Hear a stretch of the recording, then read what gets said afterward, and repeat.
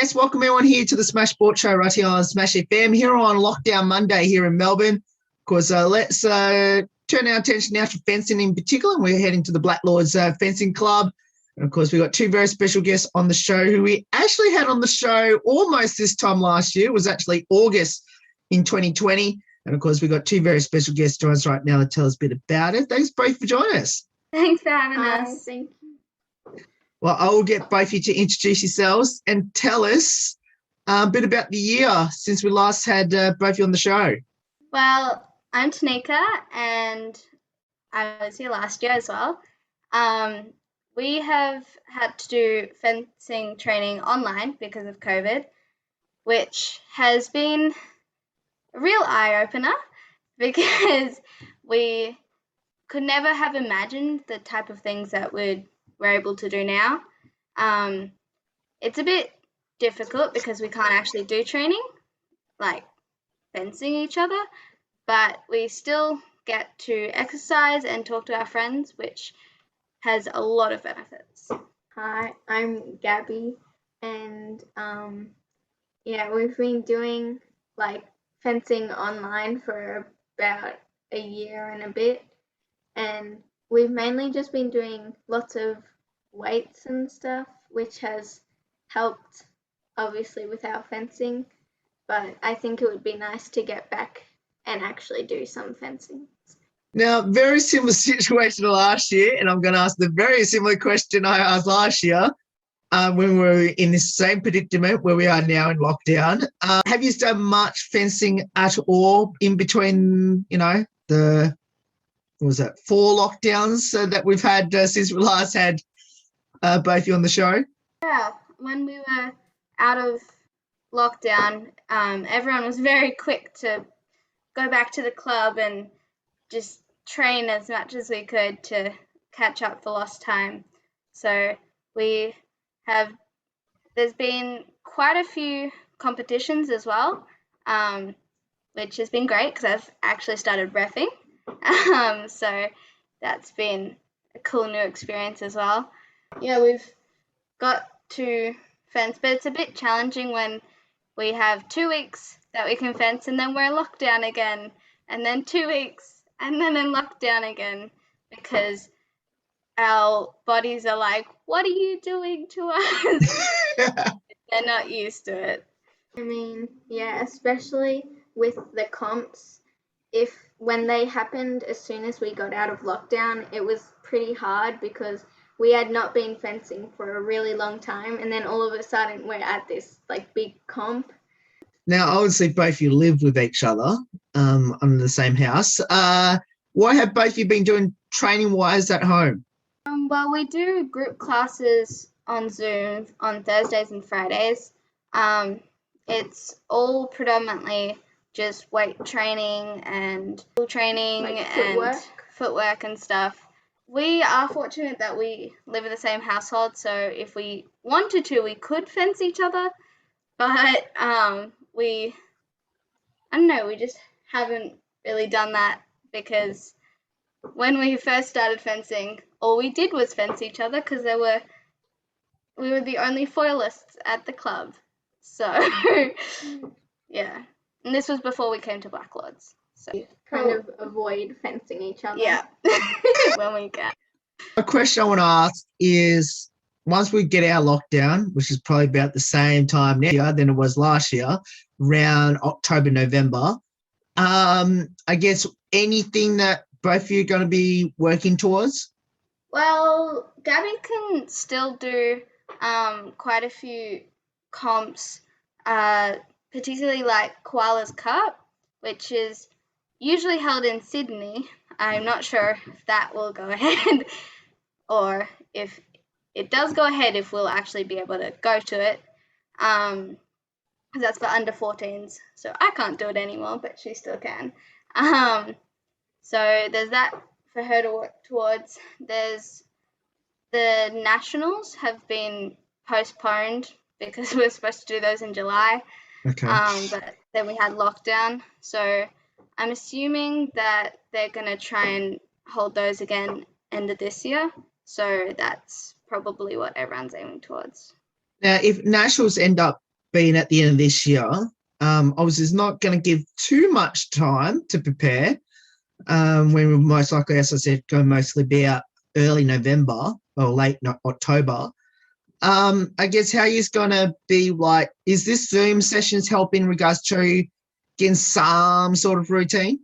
Yeah, I feel like it's really good to do the Zooms, not only because it obviously helps us keep fit, but it's kind of keeping connected with that whole community, because I feel like a big part of competing is really like, and I said the same thing last year, so the friendships you make and the people you talk to. And I know that if we didn't do the Zoom classes now, that when we go back, we'd kind of be like, oh, hi, you, I remember you, because we wouldn't have seen each other in so long. So it's, yeah, there's that. But we also do our own exercise, which will help with endurance and stuff when trying to get back ready for the competitions. Now, I don't think I asked this question last time I had both of you on the show. When I think it was in a group of you two and two others. But I'm going to ask this question, and I'm going to have the chance to do it now. Now, who's the better fencer out of both you? It really depends on the day. I think we did say this last year. Yeah, I'm pretty sure we did. Because, yeah, some days it'll be like she will smash me like 15-2 or something, and then some days it'll be the other way around, and then some days it'll be like 5-4. So really, really close.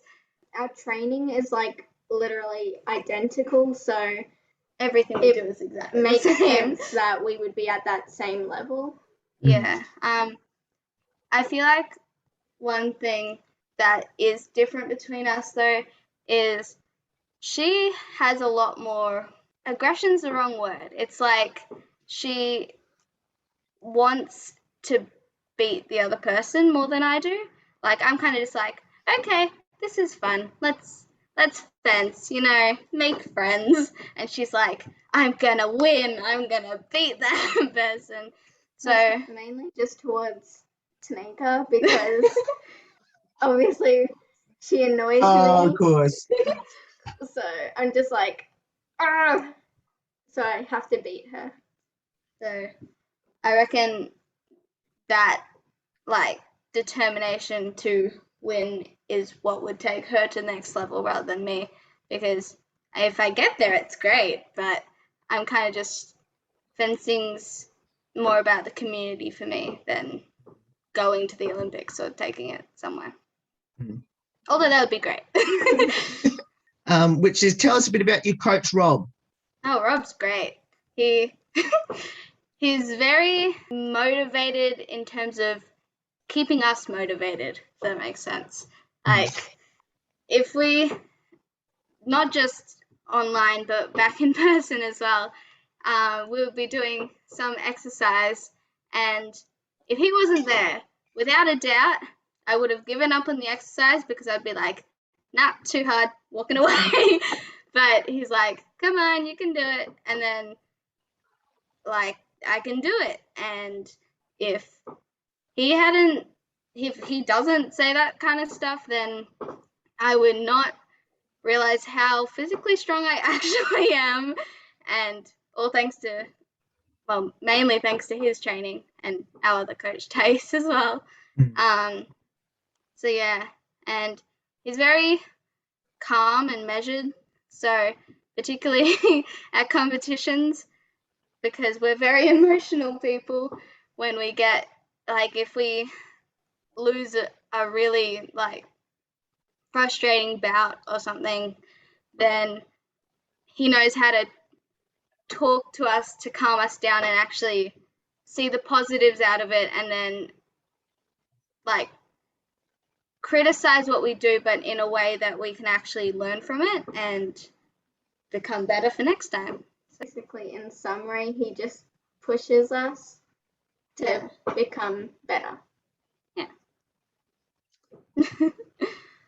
Now, what have both you learned from, being in lockdown at the moment, like the rest of us? And I guess what's now the motivation once we're out of lockdown, hopefully get to some sort of normality. Hopefully, I think I might have mentioned this last year as well.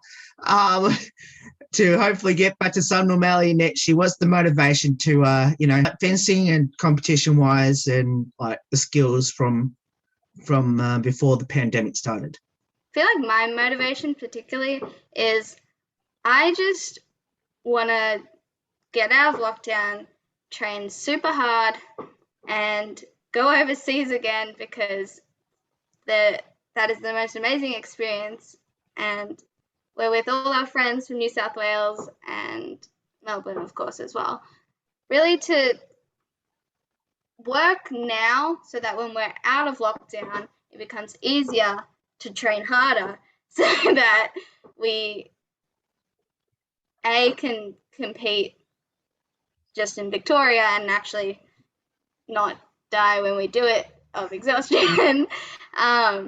And hopefully, fingers crossed, be able to even just go to New South Wales and compete there. So that's my motivation. I don't know. I guess my main motivation is my competitiveness. Like, I want to make sure I'm keeping up with everyone else and not like kind of dragging behind. What does the sport of fencing mean to both you, and especially being there at Blacklords Fencing Club? Well, I feel like fencing is really special because our grandma did it, as I think we talked about last year. It runs in the family, I guess.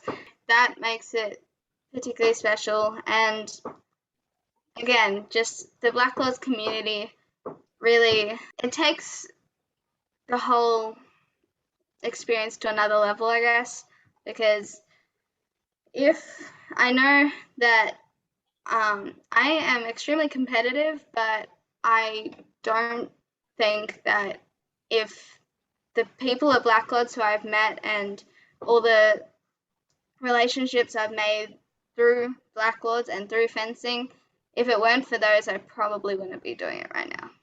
Like Tanika said, I like doing fencing because I get to do it with my friends, and I've made some really strong connections that will last me a really long time.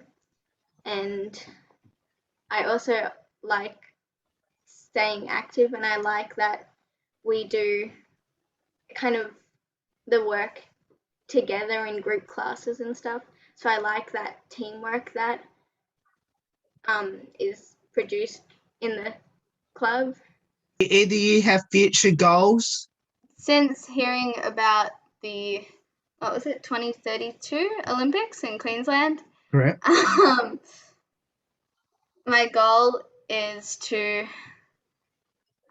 just some way or other be part of that, whether that is fencing or I would say refereeing, but who knows? I might be good enough by then.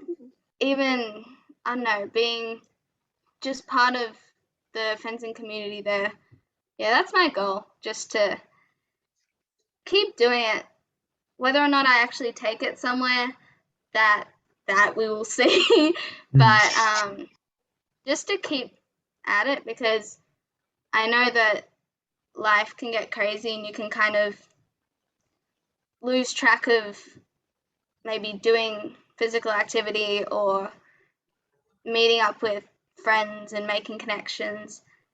And I feel like if my goal just to keep doing fencing will keep me healthy and active, but also just keep me with like a community that I can rely on, and we can all support each other, which is a good thing to have in your life. You stated everything. Yeah, there's nothing else I can really add on. Just improving, and if I improve enough, to get to that level of Olympian like skill, then obviously that is my goal. But to keep like connections I've made is also one of my goals in fencing. Be your advice to people that should get involved in fencing, especially down at Blacklords Fencing Club once we get our lockdown? Well, last year I said just to give it a go, and I guess I'd kind of say the same thing. But to add on to that, not doubt yourself, I guess, because there is a lot of self-doubt in the world, and I know that when I first did fencing, I was like, I would see all these really amazing fencers at the club, and I'd be like, oh, I don't want to do anything in front of them. I'm going to look stupid. They're going to laugh at me or think I'm weird or something. I don't even know. But yeah, to just keep at it, because you find that these people are really supportive and nice and won't laugh at you unless you do something really stupid, and then they'll laugh with you, not at you. Because everyone's just so supportive, and it's such a great community that they bring each other up. Everyone brings each other up. Whether you're a beginner or you've been doing it for 20 years, everyone talks to everyone and joins in and just helps out when they can, which is really great thing. Don't give up, because even though it may not feel like you're improving, you'll look back at short videos and snippets of you over the years and you'll realize like how much you have improved. So if you just don't give up, then you'll succeed. Any embarrassing moments in the past year in fencing? I can think of one for her, not for me.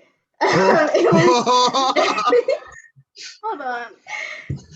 Well, I wouldn't necessarily call it embarrassing. It was just really funny for me. I'm scared. Because we used to train down in our garage, and all our like skateboards and scooters and stuff are down there. I think Gary knows.